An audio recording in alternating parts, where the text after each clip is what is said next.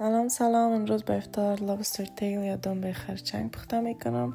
واقعیتش اولین بار است که من پخته میکنم یا ترای میکنم میخورم.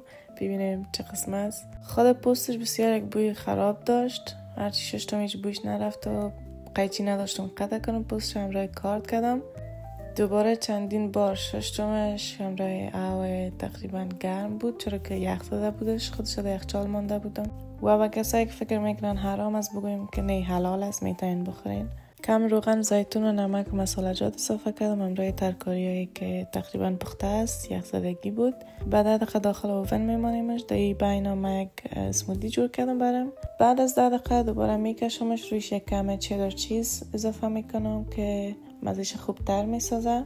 اگه شما چدر چیز خوش ندارین میتونین هیچ این مرحله را اسکیپ کنین، استفاده نکنین، نندازین سرش. دوباره بعد 10 دقیقه ماندم داخل اوون. بعد از او کشیدم آماده بود. کم لیمو و هات ساس هم اضافه کردم چون من زیاد تند خوش دارم. و حالیام ترایش کردم، دیدم چه قسم است مزهش. در کل خوب است، بسیار مزه خوب داره، خصوصا کسایی که طرفدار گوشت مرغ و شریمپ هستن یا میگو که میگیم.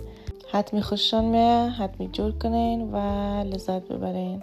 و همچنان بگویم که بویی که اول داشت کاملا از بین رفته بود، هیچ بوی دیگه نبود. در خود گوشتش هیچ بوی دیگه نمانده بود، فقط دم پوستش بود. تشکر که تا آخر کتیم بودین. ایده هم پیش از پیش براتان تبریک میگم. وقت خوش. بای بای.